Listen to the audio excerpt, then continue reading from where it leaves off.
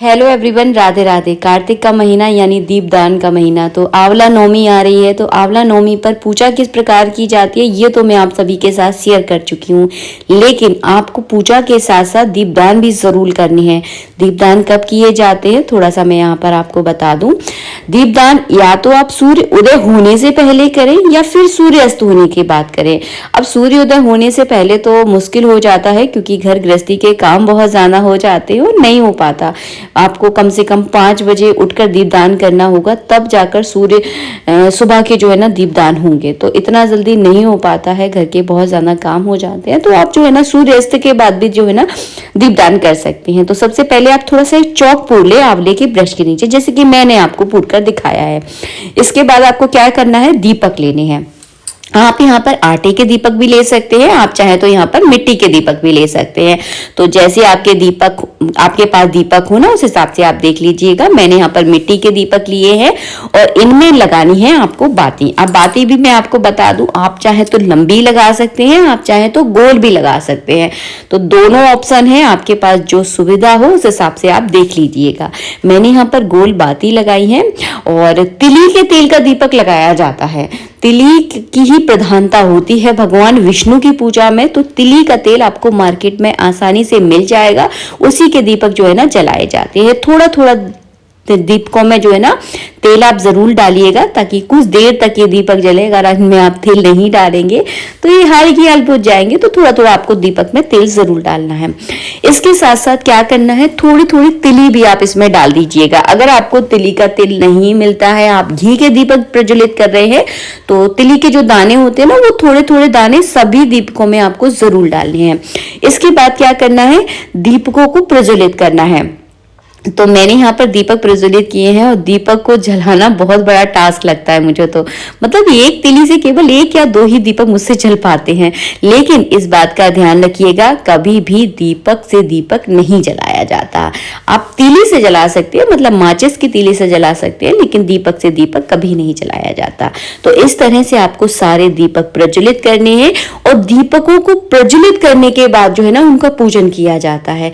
बिना जले हुए दीपक का कभी पूजन ना करें, इस बात का भी आपको ध्यान रखना है। अगर आपके आसपास अगर आंवले का वृक्ष है तो आप अपने घर से दीपक ना जलाएं, क्योंकि घर से अगर दीपक जलाकर जाएंगे तो हवा वगैरह चलती है, तो कई बार दीपक जो है ना हमारे बुझ जाते हैं। तो आप वहीं पर जाकर जलाएं तो ज्यादा सही रहता है। अगर आपके घर के बिल्कुल पास में है तो आप घर से जलाकर भी जा सकते हैं। तो ऐसा कुछ नहीं है कि घर से हम दीपक नहीं जला सकते, आप घर से भी जला सकते हैं। इसलिए मैंने आपसे के साथ ये बात शेयर की। इसके बाद आपको तिली का आसन देना है। हमेशा दीपकों को आसन के ऊपर विराजमान किया जाता है, कभी भी डायरेक्ट जमीन पर दीपक नहीं रखे जाते। तो जैसे कि मैंने यहाँ पर चौक पूरा है, तो चौक के ऊपर जो है ना मैं दीपकों को इस तरह से आंवले के वृक्ष के चारों तरफ दीपक रख दूंगी। कितने दीपक आपको जलाने हैं, कार्तिक के महीने में कभी दीपक काउंट नहीं किए जाते। एक रात की बात मैं आपको बता रही हूँ, आपकी जितनी श्रद्धा है उतने दीपक आप जला सकते हैं। कम से कम संख्या में आपको बता रही हूँ, 5, 7, 11, 21 इतने तो आपको रखना ही है। अगर इतने से भी ज्यादा अगर जला सकते हैं तो बहुत अच्छी बात है। दीपक दान करने से हमारे जीवन का अंधकार जो है ना खत्म होता है, हमारे जीवन के दुख खत्म हो जाते हैं और हमारे जो परेशानियां हैं उनका रास्ता जो है ना हमें मिलता है, परेशानियों से निकलने का रास्ता हमें मिलता है। इसीलिए दीपदान करने का बहुत ज्यादा महत्व है। तो आंवले के वृक्ष के नीचे इस तरह से आप दीपदान करें। सभी दीपकों का इस तरह से पूजन करना है। आप चाहें तो इनमें थोड़े थोड़े आंवले के, जो सूखे आंवले के टुकड़े होते हैं ना, वो आप इसमें डाल सकते हैं। गीले आंवले के अगर टुकड़े डालेंगे तो ये दीपक आवाज करेंगे, चिटचिट की इनमें आवाज आएगी और शायद पानी के कारण ये दीपक बुझ भी जाए। तो ये गलती कभी ना करें। आंवला अगर डालना चाहते हैं तो सूखे आंवले इसमें डालें, वैसे आंवले डालने की कोई जरूरत नहीं होती है। दीपदान हमेशा इस तरह से ही किए जाते हैं। आंवले के ब्रश के नीचे आप इस तरह से दीपदान करें। थोड़ी थोड़ी तिली अगर डालना चाहते हैं तो डाल सकते हैं, बस इतना पर्याप्त होता है। इसके बाद आपको 11, 21, 51 परिक्रमा करनी है। घर के सभी सदस्य इस दीपदान को कर सकते हैं, बच्चों से लेकर बूढ़े तक। समझ गए ना आप लोग। आशा करती हूँ वीडियो अच्छा लगा होगा और कोशिश कीजिएगा कि ज्यादा से ज्यादा जो है ना हम दीपदान जरूर करें, ताकि हमारे जीवन के जितने भी दुख संकट परेशानियां हैं वो धीरे धीरे खत्म हो जाए और हमारी जिंदगी में जो है ना इसी तरह से उजाला हो, जैसे कि आप दीपकों का उजाला देख रहे हैं। तो इस तरह से आपको दीपदान करना है। मिलेंगे आप सबसे नेक्स्ट वीडियो में।